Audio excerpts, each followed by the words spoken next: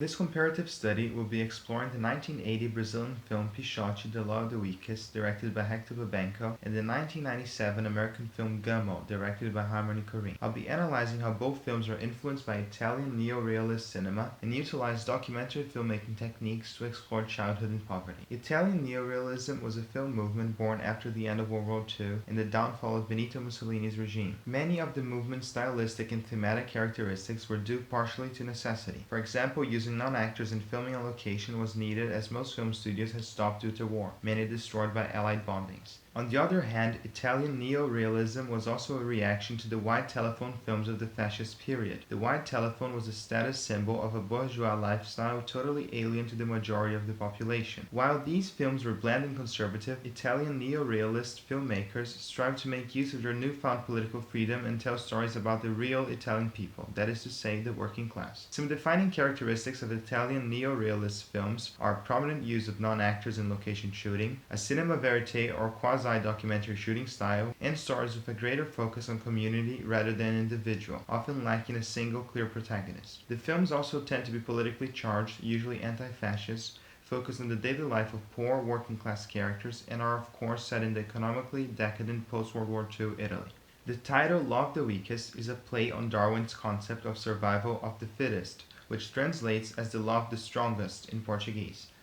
The film follows titular PIxote, an 11-year-old boy, as he survives a hellish juvenile reformatory in São Paulo, escapes it, and goes down to Rio de Janeiro, where he becomes involved with drug dealing. PIxote is not an actual name, but a nickname meaning newbie or small child, which conveys how the character is less of an individual with personal obstacles and goals, and more of a representation or stand-in for all children who are victims of socio-economic despair. The film can be described as a romance-reportagem, documentary fiction, and was based on the book The Childhood of the Dead Ones, written by novelist/journalist José Louzeiro, which in its turn was based on real events. PIxote must be contextualized in a long series of highly political films that employed realist aesthetics, linking back to the Brazilian New Cinema movement in the early 60s. As director Carlos Diegues stated, the purpose of the new Brazilian cinema was to study in depth the social relations in each city and region as a way of critically exposing, as if in miniature, the social-cultural structure of the country as a whole. The Brazilian new cinema directors had used elements of indigenous mythology, regional folklore, and Brazilian literary classics and were especially interested in the rural poverty of the sertão. PIxote, on the other hand, while still exploring societal issues, explores urban poverty in two of Brazil's richest cities and employs a mix of more conventional Hollywood elements, as melodramatic sequences and famous actors, and documentary techniques, like the use of non-actors, real locations, and natural light. One must also note that the film was made during Brazil's military dictatorship, which lasted from 1964 to 85, although in 1979 the country was experiencing a process of re-democratization. This meant censorship laws were becoming less strict and filmmakers could once again express themselves freely, which explains the highly political nature of the film, almost an exposé due to its shocking nature. This newfound cultural energy can be compared to other film movements, such as the previously mentioned Italian neorealism or the Nouvelle Vague following the end of German occupation in France. Harmony Korine, who is a big fan of PIxote, wrote the script for The Controversial Kids when he was only 19 and got the opportunity to direct his first feature at 23 after the film's success. Gummo can be contextualized within the rise of indie American cinema when branches of bigger studios were created to produce smaller art house projects. New Line Cinema, a branch of Warner Bros., produced Gummo. The film tells the daily lives of citizens in Xenia, Ohio, a town which was devastated by a tornado some years before and never recovered. We mainly follow three loose narratives that intertwine. First, Solomon and Tumblr ride around on bikes and kill cats which they sell to the butcher. Second, Dot, Helen, and Darby, sisters who look for their cat Foot. And third, Bunny Boy, who roams around the town without speaking. While the scenes are seemingly presented in chronological order, there is little causality or structure to the film. There are no acts or plot points. Korine instead presents moments and scenes in a cinematic collage. What I remembered about great films, what moved me the most, were specific scenes and characters. I never really cared about plot or narrative drive. Both PIxote and Gummo focus on the daily lives of lower-class children, but their similarities go much beyond that. Both films begin with epilogues that introduce the socio-economic context of the story. Gummo opens with Solomon explaining how his hometown was destroyed by a tornado and never recovered. This is said in voiceover over real archival images of destruction. Fiction and reality are interwoven from the start. PIxote, on the other hand, clearly delineates reality and fiction. It opens with a short scene in which the director Babenco stands in the middle of a favela, and looking directly at the camera informs the audience that 50% of the Brazilian population is under 21, including 3 million homeless children. The camera then pans and zooms into a specific child. That is Fernando da Silva, Babenco informs us, a non-actor who plays the main part. Da Silva, even after gaining fame for his role, would years later be arrested, tortured, and eventually gunned down by the police. As in Italian neo-realist films, the use of non-actors gives the performances a greater sense of authenticity. We might be about to watch a fiction film, but there is not much difference between the character and the actor who portrays him. For example, Corinne discovered Nick Sutton, who plays Tumblr, on an episode of the Sally Jesse Rafo show about kids who sniffed glue. I saw his face and I thought that was the boy I dreamed of.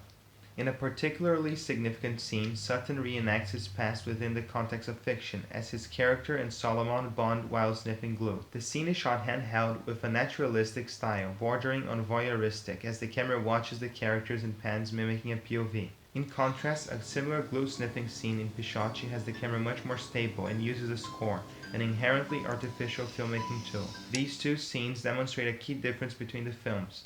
Brazilian film theorist Ismael Xavier contrasts the realist drama like PIxote and the collage film like Gummo, which juxtaposes fiction and documentary and makes no attempt to hide the incontinuity between these modes of cinematic discourse.